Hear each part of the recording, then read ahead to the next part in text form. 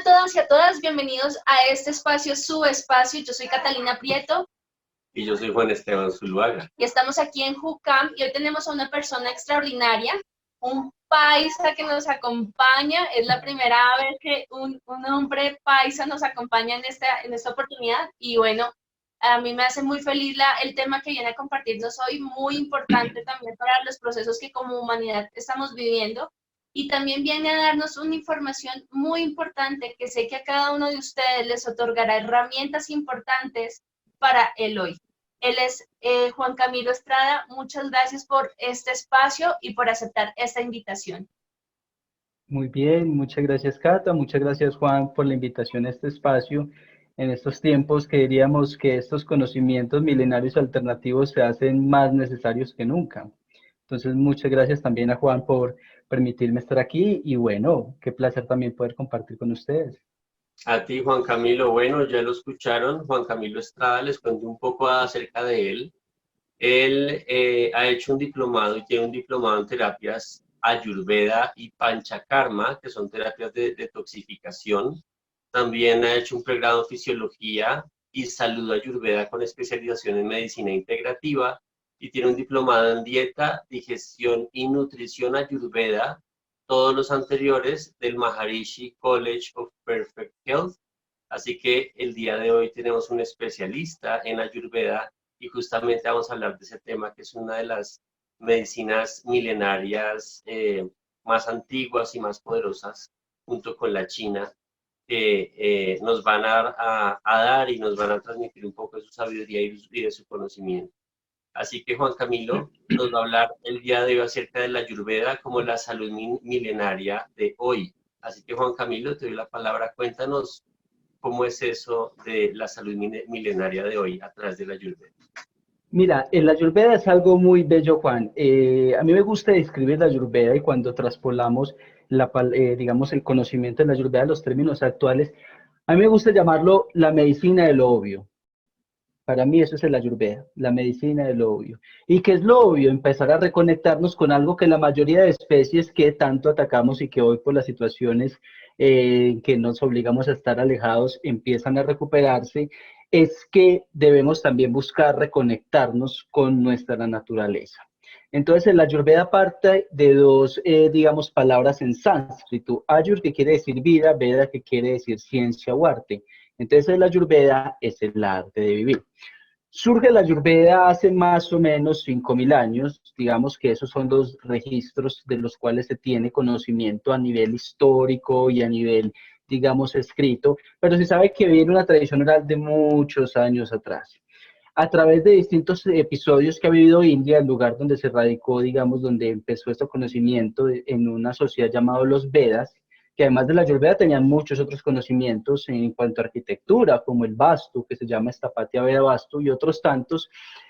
A través de las interacciones que Oriente tiene con distintas regiones, la Ayurveda empieza a surgir y a abarcar un mayor terreno en el mundo. Ahora bien, ingresa la Ayurveda mucho a ciertas zonas y empieza a influenciar incluso la medicina que hoy tenemos, la alopática, empieza a ser influenciada en sus inicios, en la antigüedad, a través de las invasiones de Alejandro Magno. Alejandro Magno invade las Indias, invade India, y eso y cuando él conoce la Ayurveda y ve que es la Ayurveda, queda gratamente impresionado y pues como todo conquistador coge a los más sabios de la Ayurveda y se los lleva para su propio tratamiento personal. Entonces eso empieza a impregnar el conocimiento de la Ayurveda y hay frases, digamos, o hay estructuras morfológicas que vamos a ver en la charla más adelante, que se llama, por ejemplo, Vata, Pitta y Kapha, que la medicina alopática simplemente los describe como ectomorfo, endomorfo y mesomorfo.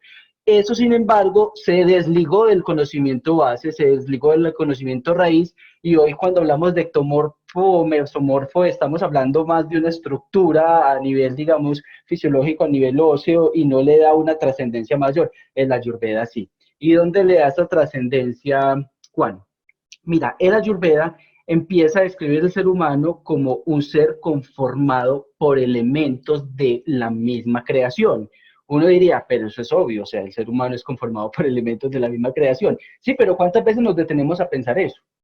¿Y cuántas veces nos detenemos a pensar que al nosotros ser parte de esa estructura de la naturaleza, nosotros debemos seguir una serie de normas de acuerdo a cómo esa estructura se manifiesta en nosotros y empezar a entendernos como parte de un ambiente? Y ahí es donde la Ayurveda hace una descripción muy sencilla, como les decía al inicio de la charla, la Ayurveda es la ciencia de lo obvio, empieza a hacer una descripción muy sencilla de las composiciones de esos potenciales creativos que crean la fisiología de cada persona. Entonces, empieza a describirse básicamente en tres grandes grupos: Vata, Pitta y Kapha. Las personas Vata son personas en cuya fisiología hay una mayor cantidad de elementos de aire y de éter. Son esas personas muy delgadas, son esas personas que sufren de resequedad, son esas personas que no tienen una densidad ósea tan completa, son más bien delgados, son personas que tienen una tendencia marcada a sufrir de frío, y eso le permite, digamos, a la Ayurveda tratar a esa persona con ciertas especificidades. Ya vamos a abarcar a los Vata, vamos a hacer como un resumen de qué son los Pitta, que es como el siguiente dosha o la siguiente estructura biológica. Las personas Pitta son personas que son conformadas por fuego y por agua. Al ser las personas Pitta conformadas por fuego y por agua, son personas que tienden más al calor corporal, tienen muy buen metabolismo, pero tienen una tendencia marcada a la acidez estomacal, son personas que tienden a tener ánimo fuerte, digamos, personas fácilmente irritables, son personas que sufren de calor corporal. Y tenemos finalmente las personas cáficas, que son personas conformadas por agua y son personas conformadas por tierra, que son personas con huesos más gruesos, son personas con mayor densidad ósea, son esas personas que no pierden peso fácilmente, sino que antes ganan peso casi que sin ningún esfuerzo, son personas que tienden a subir de peso fácilmente, son personas lentas en sus actuares, son personas que se toman el tiempo para realizar las acciones. Entonces, la Ayurveda, ¿qué nos plantea? Y ahí es donde vamos a entrar, digamos, como en materia. En la Ayurveda nos plantea lo siguiente: mira, si tú eres una persona que naturalmente, y yo sé que los espectadores ya se han, digamos, dicho, ve, yo de pronto tengo estas características, o tengo esta otra, o tengo esta otra. Ahora bien, y en esto quiero ser enfático, uno no es un dosha, ¿cierto? D-O-S-H-A. Uno no es un dosha es una potencialidad de creación, es como una dirección que la naturaleza a las cosas. Entonces, Vata es la dirección de movimiento, Pitta la de transformación y Kapha la de estructura. Entonces, en ese orden de ideas, el ser humano, la biología humana, está compuesta de esos tres factores. Sin embargo, hay un factor más predominante que el otro. Ahora bien, si tú tienes factores predominantes como que tienes un cuerpo que tiende a la resequedad, o sea, si eres Vata, tienes un cuerpo que tiende a la resequedad, tienes un cuerpo que tiende a tener una digestión muy variable, muy cambiante, tienes un cuerpo con baja densidad ósea, entonces una persona con esa particularidad, ¿qué hace comiendo alimentos que tienen esas mismas cualidades? ¿Cierto? Ahí es donde empieza la cosa a ser obvia. Si yo sufro de resequedad y como alimentos que producen resequedad, ¿cierto? Como alimentos extruidos, como papitas y chips y esas cosas, como granos, además parcialmente cocinados, o sea, muy astringentes, muy secos, eso va a aumentar esas cualidades de resequedad.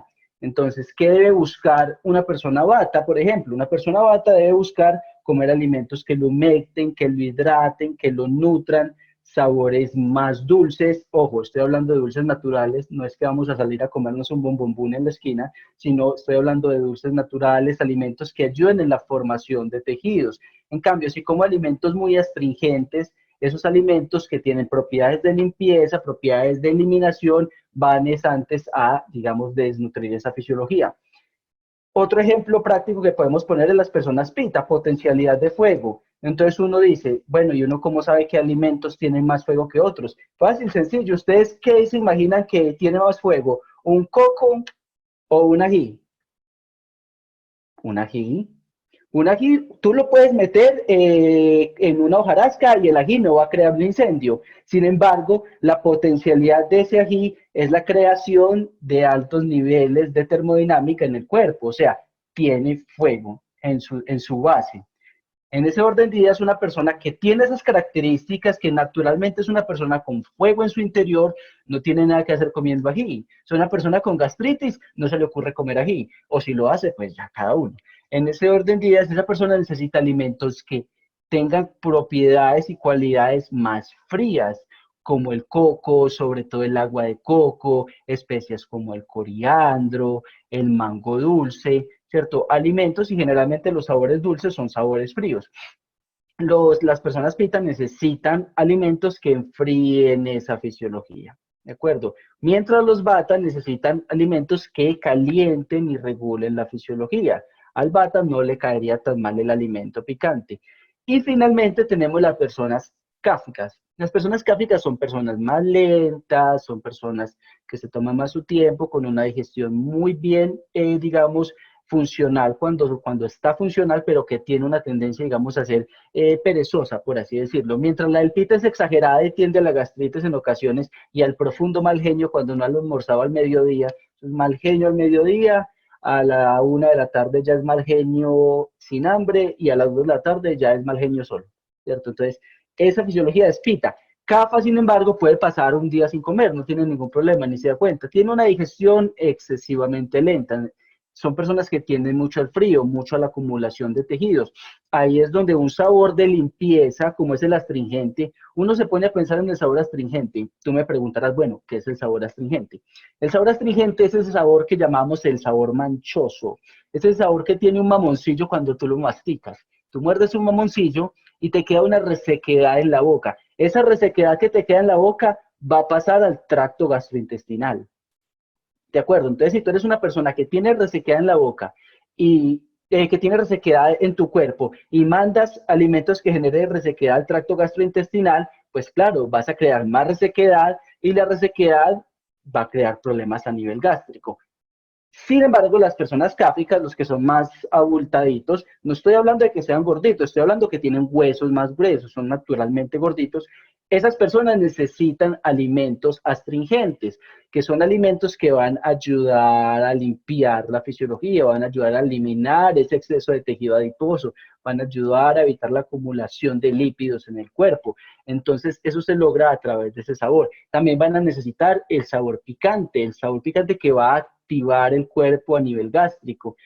Son sabores de fuego, son sabores, digamos, con una termodinámica alta que van a ir en contraposición con la tendencia natural que es de lentitud, de agua de las personas cáficas. Entonces ahí es donde la Ayurveda empieza a ser un poco la ciencia de lo obvio. Entonces, ¿qué busca la Ayurveda? O sea, ¿cuál debe ser la búsqueda de todo terapeuta que trabajamos con la Ayurveda o algo que nos inculcan mucho en Maharishi Ayurveda sobre todo, y es la gran finalidad de un profesional en Ayurveda es que el paciente empiece a tener conciencia de sí mismo.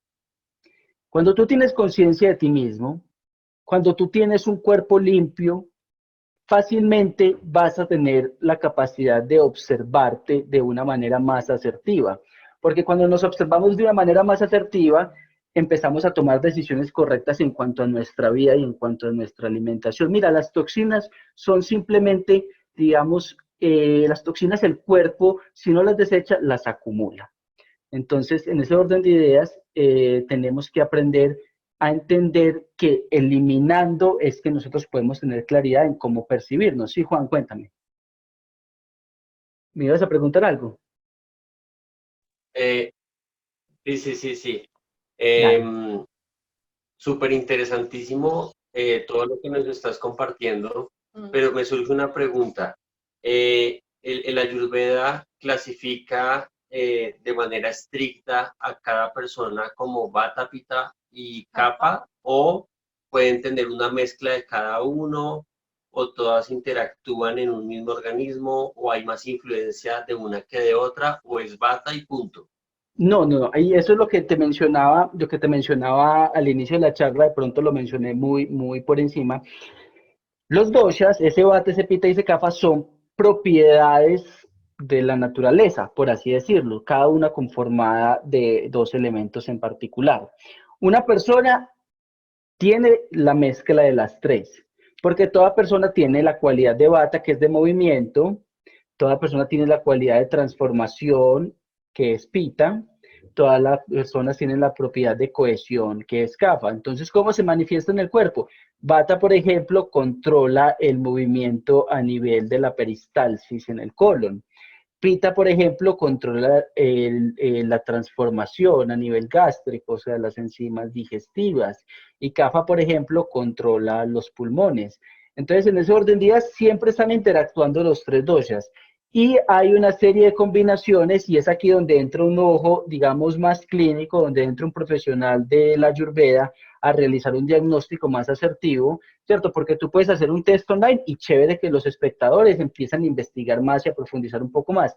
Pero ya cuando vas a entrar a tratar a una persona más seriamente o incluso vas a entrar a tratar cómo se está manifestando una patología en una persona, entonces lo haces a través de descubrir cómo esa combinación se está dando en el cuerpo. Y pueden haber 7 combinaciones posibles, ¿de acuerdo? Vata Pita, Pita Vata, Vata Kapha, Kapha Pita, y Pita Kapha, y en ese orden de ideas, digamos, ¿cuál es la potencialidad más vigente? Las personas más, digamos, atípicas dentro de este tipo de diagnósticos son los tridóshicos, que están los tres doshas en una misma proporción manifestándose en el cuerpo. Esas son las personas que más difícilmente se enferman, porque la mayoría de cosas les cae muy bien, y que cuando se enferman más difícilmente es trabajar con ellos, porque la mayoría de cosas le caen pesado. Entonces, los tridóxicos son personas muy escasas en la naturaleza, sin embargo, siempre va a haber una combinación de los tres doshas, siempre va a haber uno predominante, uno secundario y uno terciario, digamos que en la mayoría de los casos, Juan. Sí, dale. Otra duda que me surge, pues obviamente supongo que más adelante en la charla que nos estás compartiendo nos vas a contar al respecto, pero por ejemplo, digamos que mi predominante es pita, que es fuego, ¿no? Y se supone que si yo soy pita, entonces no debería comer picante, es más o menos así la cosa, ¿cierto? Grosso modo, sí. Si yo como picante y al mismo tiempo tengo bata y capa detrás, ¿ese picante afecta mi bata y mi capa? En ese orden de días tenemos que entrar dentro de una teoría que se llama la teoría de los sabores, donde en tu alimentación siempre deben haber algunos sabores predominantes de acuerdo a tu dosha, ¿cierto? O también como los llamamos en la Ayurveda, de acuerdo a tu prakriti, siempre debe haber unos sabores predominantes, pero una alimentación siempre debe contener 6 sabores para que el cuerpo sienta saciedad, sobre todo para satisfacer las necesidades de esos otros dos doshas que de pronto no son unos actores tan principales, pero están ahí y tienen funciones que cumplir. Entonces, vamos a mencionarlos, ¿te parece? Entonces, dulce, salado, amargo, astringente, picante, sweet, sour, salty, bitter, astringent, sweet, salt, y ácido. Se me ha escapado como estudio uno en inglés y mantienes dando charlas en inglés. Bueno, entonces, dulce, salado, amargo, astringente, ácido, picante. Entonces, en ese orden de ideas, toda nuestra alimentación debe contener esos 6 sabores. Yo sé que a muchos nos ha pasado, a todos nos han pasado, que vamos a ir al cine y al ir al cine compramos un paquete de papitas, pues de crispetas, esta cosa absurda que mide pues más que el estómago de uno, y empieza la película y te lo empiezas a comer, te lo empiezas a comer, y cuando no ha empezado ni siquiera la película, han pasado los créditos, ya te lo has comido todo, sientes que está lleno, pero no sientes saciedad. Entonces, uno de los grandes problemas a la hora de alimentarse es que las personas se sienten llenas, pero no sienten saciedad, no sienten satisfacción. Hay algo que les genera una necesidad de seguir buscando alimento. Y muy probablemente, más allá de un tema de ansiedad con la alimentación, es un tema de falta de un sabor específico en esa alimentación, que está afectando una función que debe cumplir algún dosha. Entonces, cuando no está ese sabor, se genera este tipo de sensaciones. Entonces, en ese orden de días, para contestar tu pregunta, si tú eres pita, tu alimentación, sobre todo el almuerzo, tu alimentación debe tener una pequeña cantidad de picante, muy pequeña, para satisfacer las necesidades de otros doshas, pero predominantemente deben prevalecer los sabores dulce, amargo, ¿de acuerdo? Como los principales, que son los sabores más fríos. El amargo, que no estamos acostumbrados a comer, que es muy importante en la dieta, donde entra ahí a juego gran parte, digamos, de los vegetales. Entonces, digamos que esos son, digamos, de los dos sabores, los dos más recomendados para las personas de fisiologías tipo pita. Para las fisiologías tipo bata también entra el dulce, entra el ácido, bata, dulce, ácido. Y para las personas tipo CAFA, que uno diría, uy, pero ¿cómo les tocan esos sabores tan malucos? Pero a ellos les debería gustar y les empieza a gustar cuando empiezas a alimentarte con ellos y es picante y astringente, los dos principales de los sabores. ¿De acuerdo? Entonces, sucede muy específicamente que tus alimentos deben tener una propiedad principal, que son esos sabores, y deben tener una propiedad secundaria, que son las cualidades, ¿cierto? Las cualidades, o sea, los gunas. Las cualidades de los alimentos varían dependiendo del dosha, entonces eso ya lo habíamos tocado. Las personas bata necesitan alimentos más densos, más oleosos, ¿de acuerdo? O sea, menos alimentos disecados, menos cosas, digamos, extruidas. Las personas CAFA necesitan alimentos más disecados, ¿cierto? Necesitan alimentos con propiedades más secas y menos alimentos aceitosos, porque si tú eres una persona cáfica, una persona ya es aceitosa por naturaleza, no necesita meterle más aceites o aceites en exceso al cuerpo. Y una persona pita está más o menos entre la mitad de los dos, entonces se favorece de ambos dos, con cierta preferencia a los alimentos un poco más secos, ¿de acuerdo? Muy bien, Juan, cuéntame. Hoy estoy muy preguntón. No, dale, no, de eso se trata, ¿cierto? Es que es tan interesante y se ve que el Ayurveda es súper profundo y muy complejo al mismo tiempo, y también gracias a que tiene en cuenta todo, ¿no? Sí. Eh, la pregunta específicamente es, tengo dos. La primera es, el Ayurveda nos recomienda horarios de comida, por ejemplo. Sí, ¿Está de claro. acuerdo con que sean las tres comidas principales o que sean seis comidas pequeñas, pero más seguidas, como recomiendan algunas otras personas, en grandes cantidades, en pequeñas cantidades, o lo que importa es que estén bien equilibradas, ¿sabes? Esa es una. Y la otra es, estoy seguro de que sí, el Ayurveda permite la curación de enfermedades, ¿no? Porque me imagino que uno de los factores del origen de una enfermedad es la mala alimentación, y si yo ajusto mi alimentación, también estoy corrigiendo esa deficiencia que pronto mi cuerpo puede estar teniendo y está desarrollando alguna situación de salud. Y específicamente la pregunta va hacia, ¿yo con Ayurveda puedo curar un cáncer, o sea, de frente? ¿O eso es más complejo o qué implicaciones tiene? Bueno, tenemos que entrar particularmente a entender algo. Mira, la enfermedad, cualquiera, ¿cierto? Sea un cáncer, sea un lupus, o sea un lupus eritematoso, o sea una fibromialgia, pues que está de moda. eh, una enfermedad es simplemente desbordar la capacidad del cuerpo para autocorregirse. Mira, tú estás constantemente enfrentándote a patógenos a nivel externo en la naturaleza, estás constantemente enfrentándote a smog de los carros lastimosamente, te estás enfrentando a ciertas toxinas en el ambiente y tu cuerpo está constantemente corrigiendo eso y trabajando en pro de eliminar eso. Cuando una enfermedad surge, es el último paso, ¿cierto? Lo que nosotros entendemos como me enfermé es el resultado de un proceso que lleva mucho tiempo atravesando el cuerpo. Y algunas personas dirán, bueno, ¿y entonces qué pasa ahí con el tema, por ejemplo, del cáncer o problemas hereditarios? Resulta, y eso ya nos lo ha hablado la epigenética, que nosotros sí tenemos unos alelos que tienen una carga hereditaria específica, pero que a través de nuestras experiencias de vida, de nuestra alimentación, de los niveles de estrés que manejemos, esos alelos se activan o no se activan. Lo mismo sucede para el cáncer. El mayor precursor del cáncer es el estrés, básicamente. Es uno de los mayores precursores del cáncer.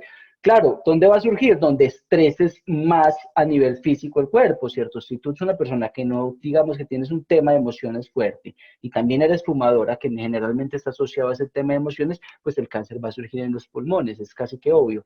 El Ayurveda en temas cuando el cuerpo ha desbordado completamente su capacidad para autocorregirse, se convierte en coadyuvante de la medicina alopática. Mira, la Ayurveda es de estas medicinas que no excluyen, que no trabajan fuera de un espectro, digamos, también científico y alopático. Específicamente el Ayurveda Maharishi. Nosotros trabajamos de la mano con muchos médicos de prácticas alopáticas. Yo específicamente trabajo con nefrólogos, trabajo con cardiólogos, que buscamos es unir lo mejor de los dos mundos, ¿cierto? Entonces, obviamente, si podemos reducirle la cantidad, un cardiólogo, si podemos reducir la cantidad de atorvastatina que toma la persona y hacemos algo gradual a través de alimentación y hierbas medicinales y logramos que la persona supere esta hipertensión crónica de años, es una ganancia que estamos logrando. Entonces, cuando hay un tema de cáncer, si viene una persona a mí con un tema de cáncer grave, yo lo transmito a uno de los profesionales en esa área. Y ese profesional trabaja de la mano conmigo y ¿qué buscamos? Que esa persona supere el tema del cáncer. Porque muchas veces más que el cáncer te matan son las situaciones que genera el conocimiento de la patología a nivel emocional, a nivel mental, a nivel social. Y digamos que la tendencia de recaída, o sea, de que vuelva a aparecer el cáncer, también está asociada a esos mismos factores. Cuando el cuerpo tiene, digamos, la capacidad de autocorrección, como sucede con muchas otras enfermedades, el Ayurveda no entra a tratar la enfermedad, porque es que la enfermedad no es el problema, ¿cierto? La enfermedad es el resultado de afectar específicamente el cuerpo en un área determinada. El problema es que está sucediendo que mi cuerpo no es capaz de autocorregirse. Por eso es que la Ayurveda no trata enfermedades, el Ayurveda trata personas. El Ayurveda no es una medicina basada en la enfermedad, sino una medicina basada en la salud. Entonces, en ese orden 10, hay enfermedades y está sucediendo ahora en el mundo y lo vemos con el tema del SARS-CoV-2 o del COVID-19. Hay enfermedades que nos muestran la importancia de estar saludable. ¿Y qué quiero decir con eso? Quiero decir con eso que hace 5 días falleció lastimosamente un profesional de la salud, un médico de 33 años en Bogotá. Hacía 15 días antes de eso, 10 días antes de eso, falleció una niña, prácticamente una niña de 19 años en la costa atlántica. Y hace 4 días recibió el mundo la noticia de un señor de 105 años recuperándose de un caso positivo de coronavirus. Entonces, ¿nos está matando el virus o realmente estamos dándonos cuenta de la importancia que es tener una salud fuerte y un sistema inmunológico con una capacidad reactiva adecuada y obviamente no tener patologías asociadas que puedan agravar la reacción pues, que genera el virus en el cuerpo? Entonces empezamos a darnos cuenta que no es la enfermedad, que no es la patología, sino la capacidad del cuerpo para autocorregirse y para mantenerse en balance y bienestar. Entonces una persona que llega a mí me dice, te voy a poner un ejemplo práctico, y aquí las personas que puedan haber escuchado este video y que tengan la patología como tal, se van a reír un poco. Llega una persona y me dice a mí, mira, tengo artritis o tengo fibromialgia. Lo primero que yo le pregunto es, ¿cómo estás del colon?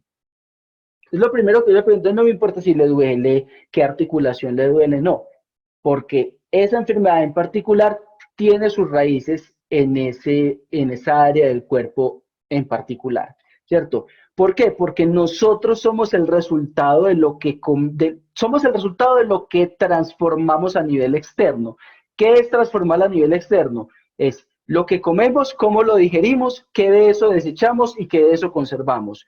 Lo que observamos, lo que tocamos, lo que inhalamos, lo que olemos, lo que percibimos a través de los ojos y cómo suceden esos procesos metabólicos a nivel mental, qué de eso desechamos y qué de eso conservamos. Nuestro cuerpo está en constante formación, es que nosotros no nacimos así de grandes, nosotros nacimos chiquitos y nos fuimos transformando a medida que fuimos avanzando y utilizamos toda esa información externa, la introyectamos, guardamos una parte y creamos nuestra fisiología y otra parte la eliminamos. Pero si tú eres una persona que come inadecuadamente, entonces, claro, vas a ir transformando tu fisiología, pero la vas a ir transformando hacia puntos que no quieres o hacia puntos de enfermedad. Entonces, en ese orden de ideas, las enfermedades surgen el 90% en el sistema digestivo y el otro porcentaje en la digestión a nivel mental. Entonces, cuando una persona llega con un problema de salud a consulta, yo tengo que identificar dónde surgió el problema, porque la persona ve la gastritis como el problema y yo veo la gastritis no como una secreción descontrolada de enzimas digestivas en el área gástrica y una degradación progresiva de las paredes gástricas, sino como una falta de inteligencia del cuerpo en el procesamiento de alimentos y en la liberación de enzimas al área gástrica. Entonces, ¿qué sucede? ¿Qué está comiendo esta persona? ¿Qué comportamientos ha venido asumiendo que lo hacen estar en ese estado de hiperexcitación gástrica que generó la gastritis? ¿Ves? Entonces, digamos que problema, enfermedad y cuáles son las raíces de esa enfermedad. Sí, Catalina, te escucho. Yo estoy fascinada porque hablas de que es la medicina de lo obvio y que viene de los principios de creación. Y una pregunta que a mí me surge a raíz de eso es, ¿la Ayurveda trata situaciones emocionales, memorias de la infancia, tipos de personalidades que me imagino que van muy de la mano con el tema digestivo? Sí, la Ayurveda, mira, la Ayurveda es una ciencia que integra cuerpo, mente y espíritu. ¿Cierto? No aísla un factor del otro. La Ayurveda entiende que, digamos, porque la Ayurveda es muy amplio, la Ayurveda tiene muchas ramas, digamos, mi rama es una rama, digamos, de atención específica en Panchakarma y en farmacopea, o sea, en hierbas medicinales, pero hay muchas ramas diferentes que buscan también esa cohesión y estructuración entre mente, cuerpo y espíritu. Entender tu dosis te permite entender muchas cosas, te permite resignificar pensamientos pasados, entender el dosha, entender la estructura de tus padres y entender esa funcionalidad que tenía ese dosha en ellos, te permite entender muchas cosas de los comportamientos que ellos asumieron contigo y te permite sanar muchas cosas. Pero como te digo, cada persona, en cuanto a tratamiento, cada persona es, digamos, un mundo nuevo y es algo individual.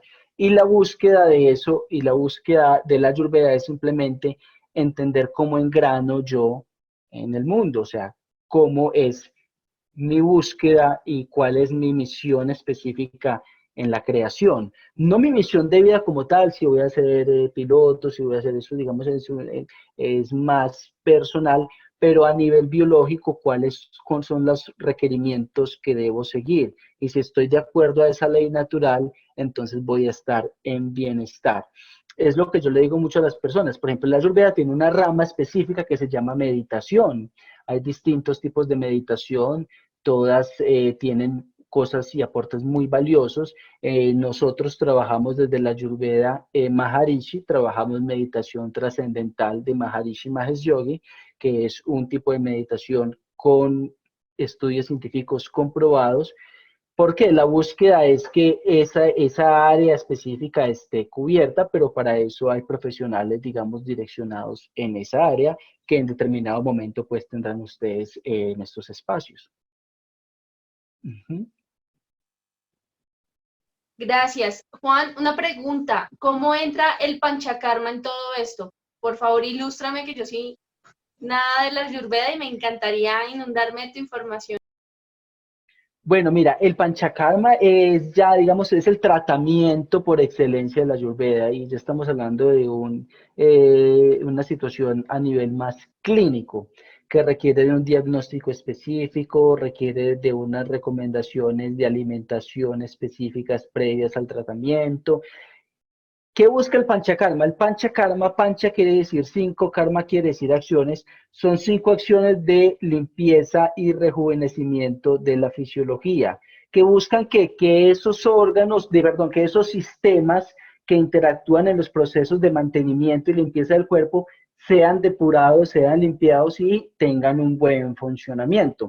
Entonces, hace 5.000 años Ayurveda en el área de doshas, recomendaciones de alimentación, recomendaciones de rutina e incluso mucho también en hierbas medicinales, en farmacopea, hace milenios era para toda la población, era la búsqueda de salud de toda la población. Ahora bien, el Panchakarma era reservado para la realeza y para la nobleza, para las castas más altas. Era el funcionamiento antiguamente donde esas, digamos, esas sociedades tenían un manejo de las decisiones mucho más amplio y si tú quieres tener o tomar buenas decisiones, tienes que tener un cuerpo limpio, ¿cierto? Gran parte de las malas decisiones que tomamos en la vida, gran parte de los pensamientos inadecuados y tóxicos que manejamos, vienen de que estamos comiendo. Y tú me dirás, pero eso que tiene que ver una cosa con la otra. Coma bastante picante a ver si no le da mal genio. ¿Verdad? ¿Verdad? O coma mucho dulce a ver si no le empieza a dar pereza y se vuelve una persona lenta, ¿cierto? En sus acciones. Y es porque estás ingresando esa información al organismo. Entonces, ¿el Panchakarma qué busca? El Panchakarma busca limpiar los sistemas encargados de limpiar el cuerpo. El Ayurveda no busca volver la gente perezosa, volver el cuerpo perezoso. ¿Qué es volver el cuerpo perezoso? Mira, si tú tienes una depresión, si tú estás aburrido, por así decirlo, no vamos a llamarlo depresión, si estás depre y vas donde X persona, tampoco es válido mencionar específicamente cualquier praxis, pero vas donde X persona y por alguna razón te vio más depre de lo que estabas y te empieza a dar fluoxetina o te empieza a dar haloperidol o te empieza... Entonces, ¿qué sucede? Que esos precursores, o sea los inhibidores de la recaptación de dopamina o serotonina a nivel neurológico, empiezan a trabajar sobre tu cerebro y resulta que esa aburricioncita que tenías se va a convertir en una depresión más clínica o en una depresión severa, porque el cuerpo es funcional en la administración y en el ahorro de recursos. ¿Qué quiere decir eso? Que si alguien le está cumpliendo la función, el cuerpo deja de hacer la función. Es como los laxantes. O sea, si tú tomas muchos laxantes, vas a depender enteramente de los laxantes para tus deposiciones.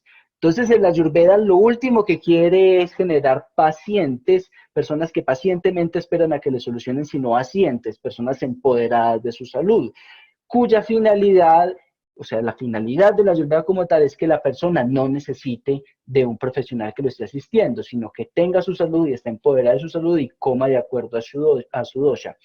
El Panchakarma, sin embargo, es ese alivio que le damos al cuerpo. ¿Y por qué un alivio? Porque estamos en tiempos en que estamos afectando el cuerpo significativamente, así no lo queramos. Mira, tú te levantas por la mañana, haces tu práctica de meditación, haces tu yoga, te comes un desayuno muy rico de acuerdo a tu dosha orgánico, pero pones un pie en la calle e inmediatamente estás inhalando el smog de los carros, ¿de acuerdo? O de pronto si llueve y el agua te cae, está ingresándote parte de esas toxinas acumuladas en la atmósfera. Estás en constante contacto con, digamos, elementos que no deberían estar en la naturaleza como son los fósiles. Entonces, en ese orden día, la combustión de fósiles es algo que, digamos, la misma naturaleza lo guardó por allá en unos pozos profundos. Nosotros fuimos los que cavamos para sacarlos. Entonces, en ese orden día, la naturaleza dijo, vea, esto mata. Esto es como un pequeño cáncer que se creó, vamos a guardarlo donde no nos afecte a la naturaleza. Nosotros fuimos los que cavamos. Entonces estamos en constante contacto con esas toxinas, con pesticidas, con herbicidas. Entonces, ¿qué busca la Ayurveda? Si en esos tiempos el Ayurveda era importante porque nos ayuda a limpiar a los sistemas que limpian el cuerpo o a los sistemas que mantienen el cuerpo, más aún ahora que necesitamos más esa ayuda porque estamos más afectados. Entonces, El panchakarma, pancha quiere decir 5, karma quiere decir acciones. Son 5 acciones de rejuvenecimiento y de limpieza de esos sistemas en específico. Sistema digestivo, sistema respiratorio, circulación. Pues empecemos a darles nombres, ¿cierto? Entonces tenemos Vamana, que es terapia de limpieza del tracto respiratorio, ¿de acuerdo? Nasya, que es limpieza del tracto respiratorio superior y sobre todo el área mental. Virechana, que es limpieza del intestino, ¿de acuerdo? Y del estómago. Chodanavasti y Anuvasanavasti, que es limpieza del colon. Ustedes saben la importancia del colon, me imagino.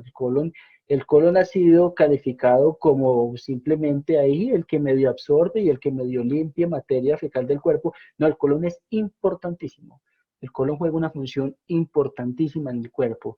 Entonces, el Panchakarma busca tomar todos estos órganos, limpiarlos, depurarlos. De esa manera es como que cogieras el botón de reset del cuerpo y reactivarás esa inteligencia, esa capacidad interna de mantenimiento. Entonces yo, por ejemplo, cuando viajo por las distintas ciudades del país, cada 6 meses hago panchakarmas a las mismas personas y hemos tenido casos muy exitosos de personas, por ejemplo, personas con conteo viral de hepatitis de 2 millones y que ahora están en un conteo viral de 36, hasta según la última consulta que tuvimos. O sea, son unos casos que tú dices, esto clínicamente es imposible, pero es que las medicinas alternativas, lastimosamente, las medicinas alternativas se convirtieron en la última alternativa. O sea, cuando a nivel médico te desahucian y te dicen, no, tienes que vivir con esa fibromialgia toda la vida, o tienes que vivir con ese problema toda la vida, hazte la idea. Entonces se busca la medicina alternativa. Cuando la medicina alternativa debería ser una medicina de prevención y mantenimiento, porque la salud no es responsabilidad de un practicante externo, no es responsabilidad del médico o del consultante ayurveda. La salud es responsabilidad propia. La salud es, primero es una decisión, porque tú decides qué entra a tu cuerpo. Tú decides cómo vas a vivir, digamos, tus experiencias vitales en la mayoría de los casos, en otros no, pero también decides qué haces con la información que ingresa. Entonces, la salud es una decisión. Es una decisión. Al ser una decisión, no puede quedar en manos de otro. Entonces, el Ayurveda tiene un gran componente que es el de prevención. Por eso de pronto te decía al inicio de la charla, antes de que empezáramos el video, mira, yo recibo 2 tipos de pacientes. Los que están o muy enfermos y ya no saben qué hacer, están aburridos porque empezaron con una dosis baja de un fármaco y ya van en una dosis terrible del fármaco y sabe que le está dañando los riñones, ¿cierto? O personas que están completamente saludables, saben que quieren mantenerse saludables y me buscan para mantenerse saludables, porque quieren ver si van en el camino correcto y quieren mantenerse en ese camino correcto.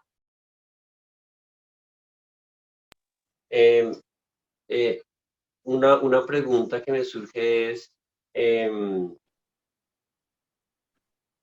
el Ayurveda, en pocas palabras, de lo que he escuchado, es de los que defiende la postura de que no existen enfermedades autoinmunes, o sea, no existe ese concepto de que el mismo cuerpo se ataca a sí mismo, sino que algo más debe estar pasando o el cuerpo tiene una deficiencia de algo, no tiene los elementos suficientes para hacer algo, pero digamos que la enfermedad autoinmune está ocasionada por cualquier otra cosa menos por el mismo cuerpo, ¿cierto? Porque imagino que el cuerpo es lo suficientemente inteligente para reconocer qué son las células que lo conforman, ¿no? Además que de lo que te he entendido, estás hablando que la enfermedad simplemente es una desinformación del cuerpo y que con este tipo de medicinas, de acuerdo a reconocer nuestra composición y también el tipo de información que necesita nuestro cuerpo, esa desinformación se puede transformar con información a partir de esta desintoxicación, pero también llevando una línea muy distinta, ¿no? De la que nosotros creemos que es la correcta y nuevamente informar al cuerpo con la información que es. ¿Sí, sí es así? Vamos a poner ejemplos prácticos porque digamos que hemos sido educados a través de cosas muy plausibles y menos desde desde, digamos, algo menos tangible. Vean. Vamos a poner un ejemplo práctico, específico. Si tú comes muchos alimentos altos en contenido graso, y sobre todo grasas saturadas, y te excedes, y te excedes, y te excedes, tú estás empezando a generar problemas de colesterol. Pero ¿qué sucede? Tenemos un amigo que se encarga de procesar el colesterol, tenemos el hígado, ¿cierto? Entonces el hígado empieza a procesar esas grasas, empieza la bilis también a procesar esas grasas, a nivel gástrico procesamos esas grasas. El cuerpo intenta corregir ese error tuyo durante el tiempo suficiente. Por eso es que cuando uno, dentro de, digamos, si no naces con una enfermedad en específico, que eso ya es un tema que da para mucha charla, pero si no naces con una enfermedad en específico, por eso es que un pelado de 20 años, de 19 años, se puede comer una bandeja paisa, ¿cierto? Sin ningún problema. O se puede comer 4 chorizos de esos terribles a las 12 de la noche y se acuesta y ni gastritis, ni agriera, ni acidez, ni nada. ¿Cierto? Porque claro, el cuerpo está en función de autocorregir, el cuerpo está empezando a autocorregir, el cuerpo tiene un funcionamiento que lleva 19 años, no 60. Entonces el cuerpo está en ese proceso de autocorregir y tiene toda esa fuerza y esa capacidad. Lo que pasa es que mientras el cuerpo más se tiene que esforzar por cumplir esa función, más toxinas van a ir filtrándose al sistema. Y es ahí cuando hay una acumulación excesiva de lípidos y es ahí cuando suceden dos cosas. Primera, puedes tener problemas, digamos, de exceso de colesterol y se te pueden taponar las arterias. O segunda, afectas la inteligencia natural de ese órgano. ¿Qué es afectar la inteligencia natural de ese órgano? Que el hígado empiece a generar colesterol autogenerado. El hígado genera su propio colesterol para sus propias funciones. Entonces, en ese orden, si tú afectas mucho ese órgano, él empieza a funcionar inadecuadamente. Lo mismo sucede con los azúcares, ¿cierto? Si tú metes demasiado azúcar al cuerpo, el páncreas libera insulina, llega un momento en que simplemente el páncreas no va a ser capaz. Entonces, cuando surgen los problemas de azúcar es porque has afectado mucho esa área en específico. Entonces, ¿cuál es el problema? El problema es que no estás secretando insulina, o el problema realmente es que ingresaste durante mucho tiempo un alimento en particular a tu cuerpo y afectaste la inteligencia de ese órgano y cómo vas a restablecer la inteligencia de ese órgano.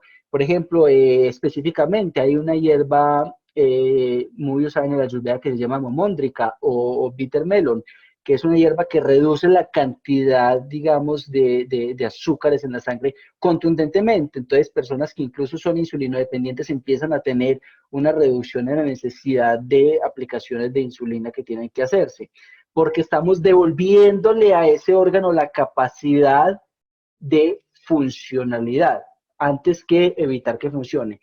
Entonces, eso respecto a la pregunta. Ahora, respecto a la pregunta de que no hay enfermedades autoinmunes, a ver, volvamos al mismo tema. El Ayurveda no ve la enfermedad como el problema. El problema es qué sucede o cómo surgió la enfermedad, qué sucede en tu cuerpo que la enfermedad se manifestó, o sea, que la enfermedad desbordó la capacidad del cuerpo para regularse. Ahora bien, las enfermedades autoinmunes son simplemente afectar, y ahí sí difiero de pronto de algunos otros practicantes, afectar la capacidad del cuerpo para percibir qué es ajeno y qué es propio. El sistema inmunitario busca atacar patógenos externos. Si tu sistema está intoxicado durante el tiempo suficiente, y es por eso que yo te decía, por ejemplo, la fibromialgia. Yo te decía que es este tema, digamos, que a veces una persona diagnosticada con fibromialgia tiene muchos problemas a nivel de funcionalidad, tiene hinchado distintos sistemas, digamos las articulaciones las tiene muy dañadas. Y tenemos también una persona diagnosticada con fibromialgia que tiene una vida funcional, sin necesidad de corticoides o inmunosupresores, que tiene una vida funcional y común. Ahora bien, ¿cuál es la diferencia entre una o la otra persona? Es cómo está permitiéndole al cuerpo percibirse. Entonces, si tú tienes el tema de fibromialgia, pero sigues con los mismos comportamientos y hábitos de alimentación, de rutina y de modo de interactuar con tu entorno, entonces no vas a tener una solución, sino que vas a agravar el problema. Entonces, las enfermedades autoinmunes sí existen, pero para la Ayurveda, ¿qué son? Que hay toxinas en una cantidad tan alta en el cuerpo que el cuerpo empieza a percibir distintas áreas de sí mismo como los responsables de eso. Y tú me dirás, pero ¿cómo sucede eso? Sucede de la manera siguiente, Juan. Mira, si el cuerpo no es capaz de procesar, y esto es importante que lo sepamos, si el cuerpo no es capaz de procesar una toxina y no es capaz de eliminarla a través de la excreta, la orina, las mucosas, el sudor, si el cuerpo no es capaz ni de eliminarla, ni de excretarla, pero es una toxina y el cuerpo sabe que puede afectarlo a nivel, digamos, biológico, ¿qué hace el cuerpo? La guarda. ¿Y dónde la guarda el cuerpo? La guarda, si es persona cáfica, la guarda en tejido de lípidos.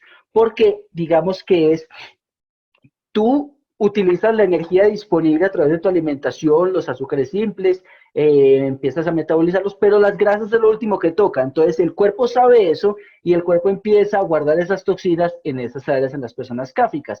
Pero si eres una persona de tipo bata, que son principalmente los más afectados por la fibromialgia, y no tienes el tejido adiposo suficiente para guardar esas toxinas que el cuerpo simplemente no sabe qué hacer con ellas, él no sabe qué hacer con ellas, no es capaz de eliminarlas, no es capaz de digerirlas y tú no le estás ayudando ni limpiándote el colon, ni haciéndote purgas, ni haciéndote limpiezas.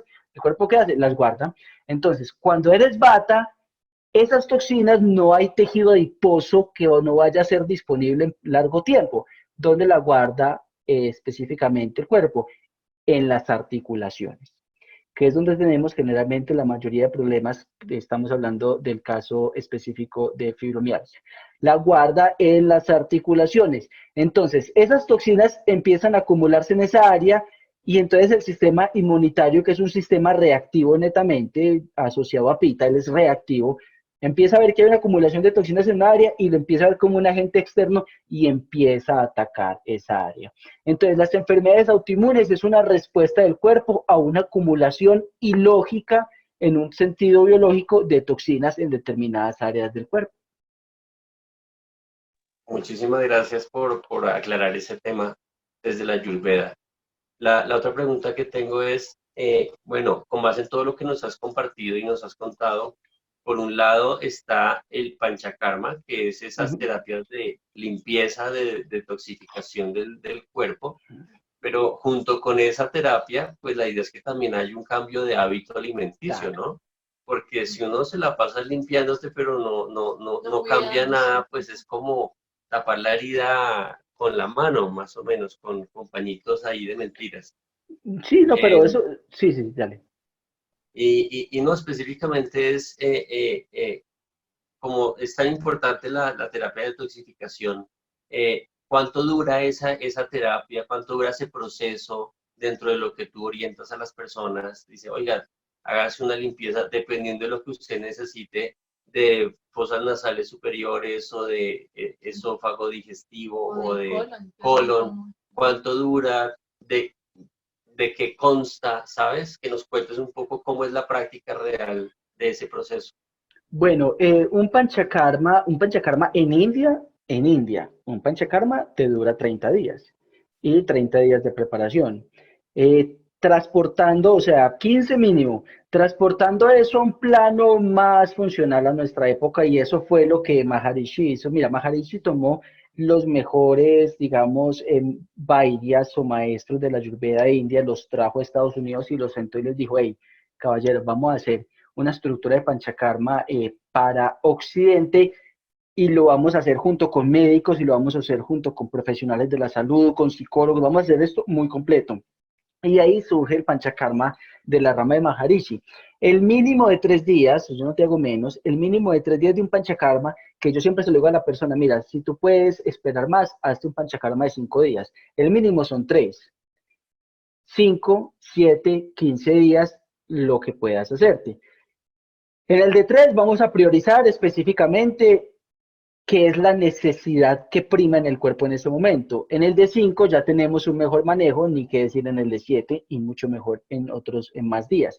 Pero si tú vas a hacer 5 días de panchakarma, entonces necesitas 5 días de una alimentación específica y de preparación. Durante el panchakarma, ¿qué se hace? Básicamente el panchakarma tiene 3 grandes momentos. Oleación, que es, digamos, aflojar toxinas en el cuerpo, ¿de acuerdo?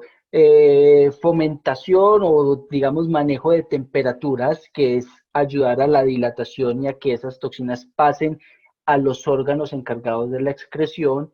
Y finalmente, los karmas, que son limpiezas de distinta índole, pueden ser purgas, pueden ser enemas, pueden ser limpiezas a nivel nasal.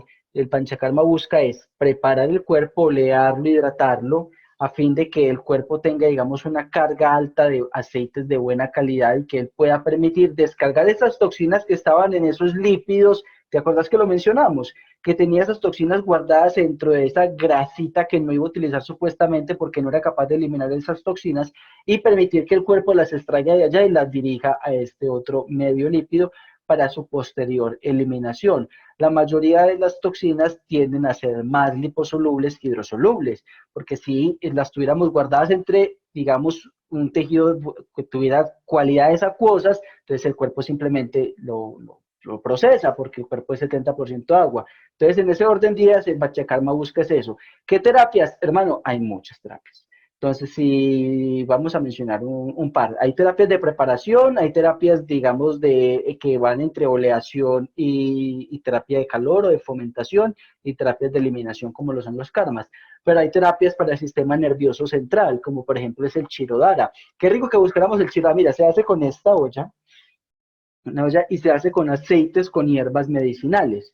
Y es una terapia para el sistema nervioso central, que regula los estados anémicos. Mira, yo tuve una persona que llevaba 15 días sin dormir, se estaba enloqueciendo.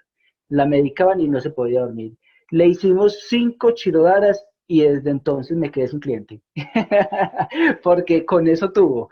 Con eso, ¿verdad? Eso sí, es que uno diría, no, pero es que eso es mágico. No, métase a internet, busquen Chirodhara investigaciones, busquen en WebMed, se van a dar cuenta que hay investigaciones. El Chirodhara es uno de los tratamientos más investigados, que hay investigaciones que avalan la efectividad del Chirodhara para hipertensión, problemas de migrañas, insomnio, depresión clínica, síndrome afectivo bipolar. Obviamente, no solo el Chirodhara, sino Panchakarma asociado a prescripciones médicas, pero el solo Chirodhara tiene grandes efectos sobre estas cualidades del sistema nervioso central. Entonces, como esa, hay muchas terapias. Mira, si vamos a profundizar en las terapias del Chirodhara, les puedo hablar una hora. Hay otras terapias, como se llama el Pindaswedana, que es para bajar los niveles de temperatura en la fisiología, que ayuda con temas de eczema, que ayuda con temas de acidez, que ayuda con temas de Pitta dosha. Entonces, digamos que hay un abanico muy amplio de terapias, y dependiendo de no solo la patología, que es lo menos importante, sino del dosha, porque el dosha nos permite conocer cómo fue desarrollándose esa patología hasta que surgió, o nos permite conocer cuál es la tendencia de tu cuerpo a desarrollar patologías. O sea, si tú eres una persona pita, tienes una mayor cantidad de posibilidades de desarrollar alopecia, acidez estomacal, reflujo biliar, reflujo gastroesofágico, problemas como eczema en la piel, por solamente tener esa cualidad de pita en tu fisiología, siendo el dosha principal, puedes tener esa dirección en específico, ¿de acuerdo? Una pregunta que muchas personas se han hecho, y que me hacen usualmente es, tengo entendido que la Ayurveda no involucra en absoluto el consumo de carnes de ningún tipo, ¿cierto? La pregunta es, ¿por qué? O si es cierto o no, ¿y por qué? ¿Sabes? Y la pregunta Sí. es, si yo empiezo una dieta, por así decirlo, ayurvédica, ¿me toca renunciar a las carnes en absoluto? ¿O cómo funciona ese tema desde la ayurveda? Mira, hay dos tipos no, hay dos tipos no. Hay muchas líneas del conocimiento en el Ayurveda. Y aquí en esta parte del video creo que voy a tener que ejercer un poco de prudencia. Pero hay distintas ramas de conocimiento en el Ayurveda. Y hay distintas escuelas. La escuela de Ayurveda Maharishi, que es la que yo manejo, es una escuela que es vegetariana, o sea, no maneja el consumo de proteínas de origen animal. ¿Cómo defendemos eso específicamente? Mira, ¿qué te aporta la proteína animal? ¿Cierto? ¿Qué te aporta la carne? ¿Te aporta proteínas? Sí. Te la pueden aportar granos, te la pueden aportar nueces.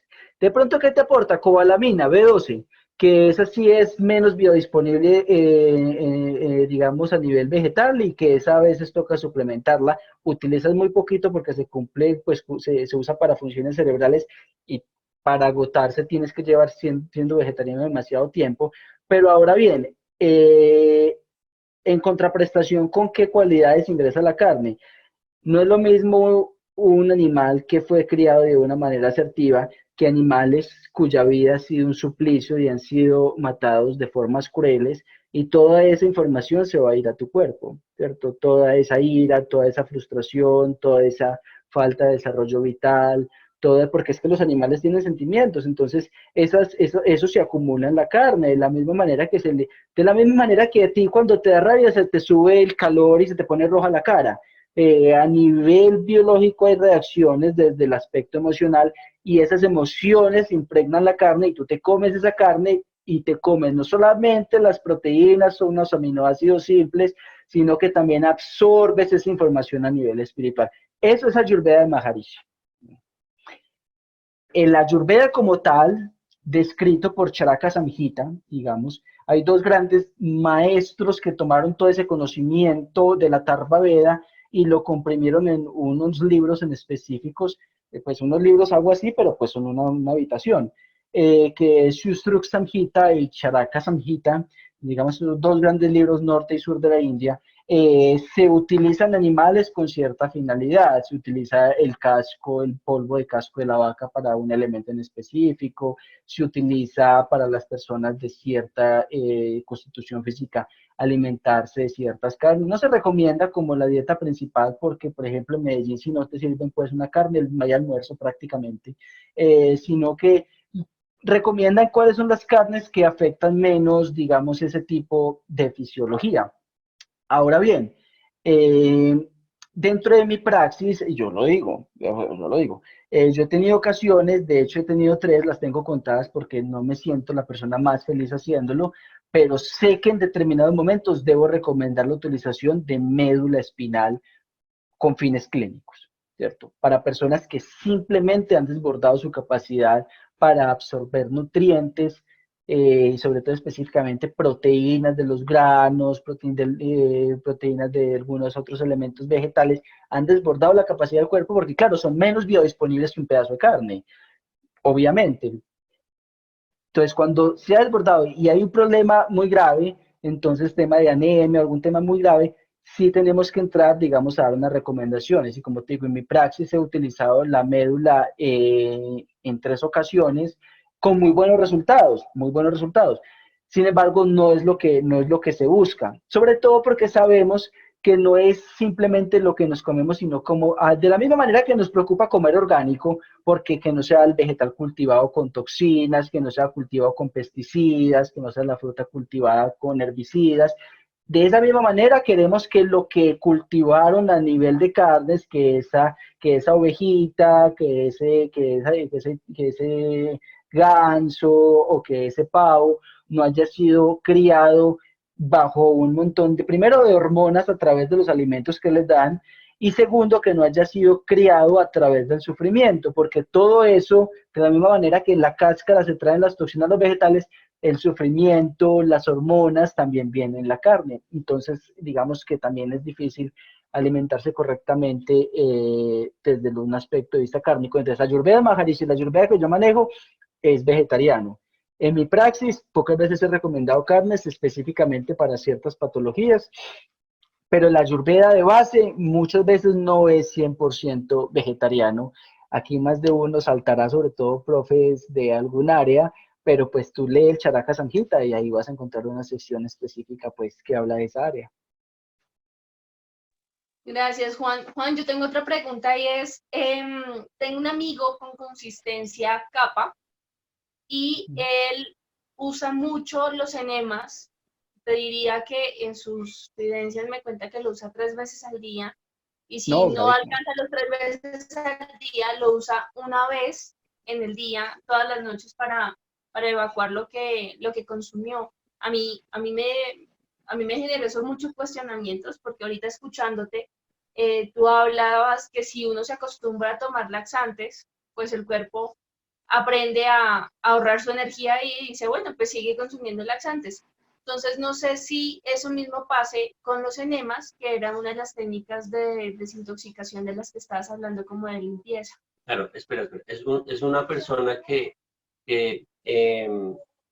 digamos que en algún momento viajó a India, estudió, hizo algún curso de Ayurveda, le recomendaron los enemas como una forma de limpiar el colon de toda la basura que uno come, ¿no? Entonces, digamos que la filosofía de la persona es, yo como lo que se me dé la gana y yo al final del día me hago un enema y se soluciona el problema. Y luego entender qué opinas al respecto.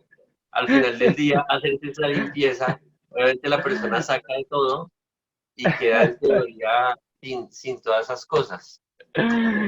Qué maravilloso, amigo. No, mira. A ver, varios puntos. Mira, todo es veneno o medicina. Depende de la dosis. ¿Cierto? Puede haber medicamentos en la Ayurveda de rejuvenecimiento muy, muy buenos, como lo es el Chyawanprash o como lo es el Enricalache. Pero si tú los comes en exceso vas a tener un problema porque vas a saturar al cuerpo de esos elementos en específico. Lo mismo en las acciones. Tú empiezas a hacer ejercicio y claro, generas atrofia, generas músculo, ¿cierto? Pero si lo sigues haciendo, vas a dañar el músculo. Entonces, todo, ¿cierto? Si es medicina o es veneno, eso va a depender de la dosis. Ahora bien, ¿qué sucede con el? Primero, lo que dice tu amigo es eso. Eso no tiene sentido. No tiene sentido, ¿por qué? Porque es que tú no estás digiriendo en la última parte, ¿cierto? No estás digiriendo en la última parte del aparato excretor, tú no estás digiriendo en esa última parte del colon, ahí no estás digiriendo y ahí no estás absorbiendo lo que has metabolizado.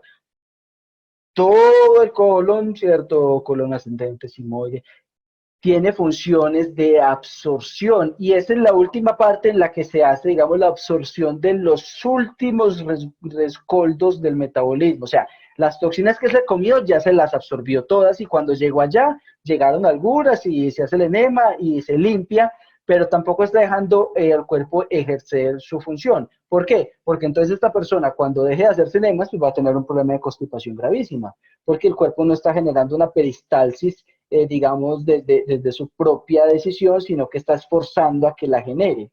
Entonces, no, eso no. Con los enemas además hay que tener cuidado. Mira, el colon es muy quisquilloso. No, ¿verdad? El colon tiene su propio, digamos, sentido del humor, por decirlo así. Si el colon está muy reseco, problema. Si está muy, o sea, si el colon está muy reseco, distensión abdominal, gases, resequedad.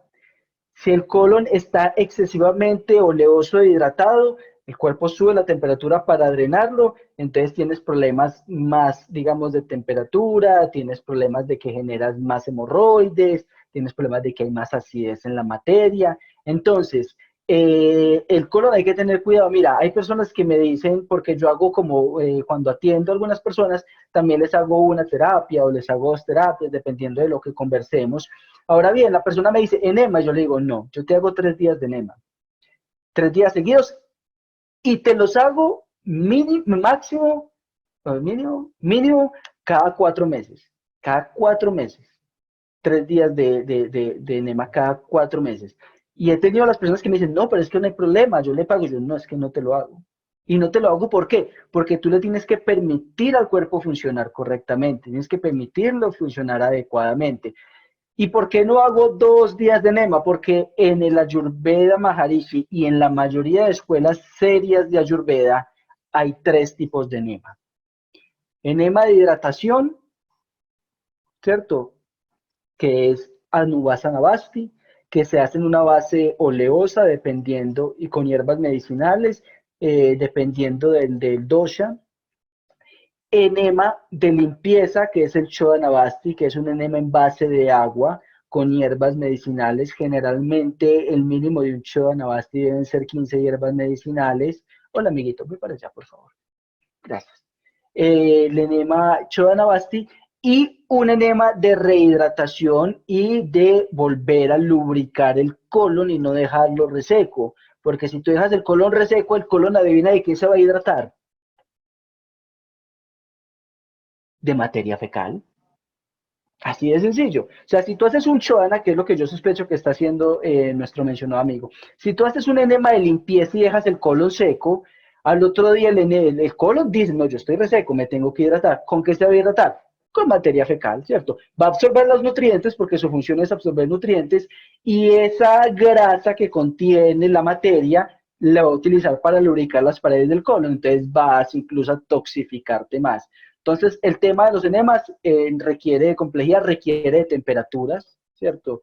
No sé si se han dado cuenta que se les enfría el estómago y eso les genera dolor, ¿cierto? Que se les enfría, les entra un viento frío al estómago, sobre todo a las personas más de, sienten un malestar, un dolor. Entonces, si el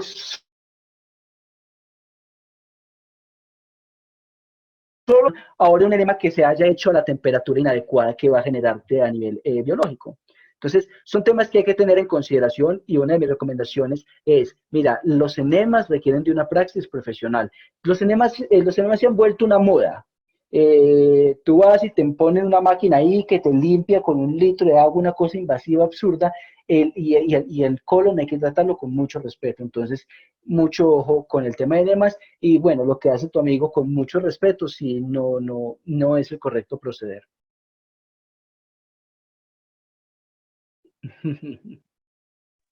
Camilo, no, espectacular, definitivamente tú sabes muchísimo del tema y Ay, totalmente, eso es- modestia aparte, ¿no? no, Pero no, sí, no. definitivamente me parece valiosísimo y junto con Cata ya tomamos la decisión de que cuando tengamos la posibilidad eh, pedimos una cita contigo para entender varias situaciones, obviamente a nivel salud, y nos parece súper chévere que desde la perspectiva de la Ayurveda podamos enfocar el tema.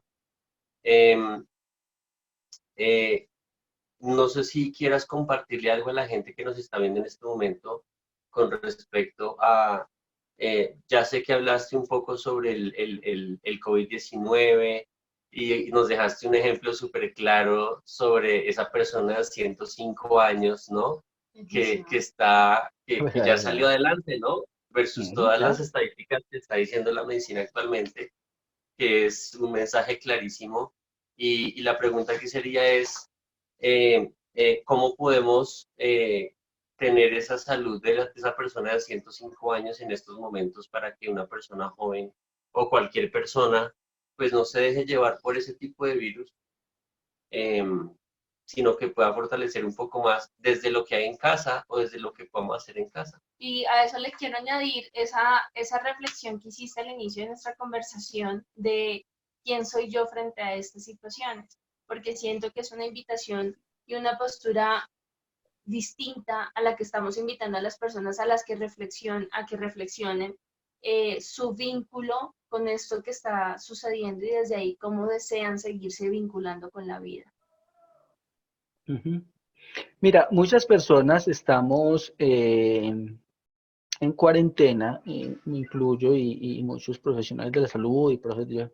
Estamos en cuarentena no por obligación, pues, sino por una conciencia social, ¿cierto? De no esparcir un patógeno que tiene una tasa de contagio tan alta. Esa es como la búsqueda. Pero muchos tenemos la fe, pues, porque tampoco nada nos asegura nada, de que si nos contagiamos, pues obviamente sí vamos a tener reacciones, pero morir no nos vamos a morir. Ahora bien, es que mira, ¿dónde está afectando la mayoría de personas el virus? ¿Qué alimentación tienen? Yo no voy a mencionar países porque no sé en qué país van a estar mirando esto. Pero ¿dónde hay la mayor tasa de mortalidad? ¿Cómo es la alimentación de esas personas? ¿Qué significado le dan a la vida espiritual? Ahora bien, el problema no es, digamos, el virus como tal. El virus es un factor determinante a nivel social en muchos aspectos, incluyendo pues este tema de la cuarentena, pero ¿qué soy yo frente a esa situación? O sea, eso ¿Cuáles son las estrategias que debo desarrollar a fin de que el virus no me afecte de la manera que está afectando a muchas personas? Mencionábamos la persona de 105 años, mencionábamos la niña también que falleció de 19 años. También mencionamos que se está viendo una tasa de mortalidad más alta en el género masculino. Y uno dice, ay, pero ¿por qué a los hombres? Bueno, mira tú cómo reacciona una mujer frente a una situación de estrés muy alta. ¿Cómo reacciona? Una mujer, en la generalidad de los casos, no voy a mencionar aquí pues personas, pero una mujer generalmente tiene una resistencia más alta al estrés porque tiene una capacidad de razonar más su comportamiento, porque el hombre es muy visceral. Entonces, el hombre al ser, digamos, con esas propiedades de fuego, al ser con esas propiedades de cazador, entonces el hombre genera estrés muy rápido. Una mujer sucede, le pasa esto, se quedó sin esto, no tiene para hacer esto, y el hombre es desesperado y parece un animalito dándose contra las paredes, y la mujer le dice, tranquilo, mi amor, mira, nosotros vamos a ser capaces, sentémonos a hablarlo, conversémoslo y buscamos estrategias adecuadas. En cambio, el hombre está ahí en fuego huida, ¿cierto? Ahí con la adrenalina por los aires, estresadísimo. Entonces me preguntarán por qué el COVID-19 afecta más a la población masculina. Pues, la población que no reacciona adecuadamente ante una noticia de contagio, por ejemplo, ¿cierto? Te contagiaste, ay, me morí, ya, me morí. Si usted dice me morí, se murió. Sí, sí, el cuerpo funciona en base a la información. Si tú, mira, el universo funciona en base a la información que tú le brindes. Si tú sales por la mañana y dices, algo me va a pasar, algo me va a pasar, algo me va a pasar, algo te pasa. Si tú sales por la mañana y dices, no, estoy aburrido, ¿cómo me irá a ir de mal hoy en el trabajo? El jefe ha puesto que me va a fregar hoy más que nunca. Ese día te suspenden el contrato. Porque el universo reacciona en base a la información. El universo no reacciona en base a, ve, este muchacho está como aburrido diciendo que le va a pasar algo malo. Vamos a hacer que pase algo bueno pues para que se sienta mejor. No.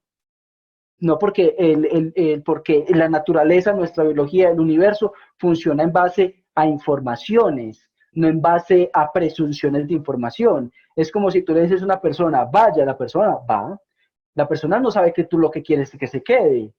No, tú le estás diciendo, ve allá, la persona va allá. De esa misma manera funciona. Entonces, ¿qué mata muchas veces a la persona? Diagnóstico. Le dicen, mira, tienes un cáncer. O mira, te contagiaste con COVID-19. Entonces la persona dice, me voy a morir, y se estresa, y cuando dice me voy a morir, empieza a darle una orden al cuerpo de empezar a cesar actividades, ¿cierto? Genera altos índices de estrés que son más difíciles de controlar. Y si hay una comorbilidad, por ejemplo, como hipertensión, que también mata, que es uno de los factores determinantes de las personas que fallecen, pues claro, si uno se asusta, pues se le sube la presión, hermano. Y si tienes un patógeno con el que tienes que estar lidiando, te estresa, se sube la presión, pues obviamente el cuerpo va a entrar en una disfunción que va a terminar con el deceso.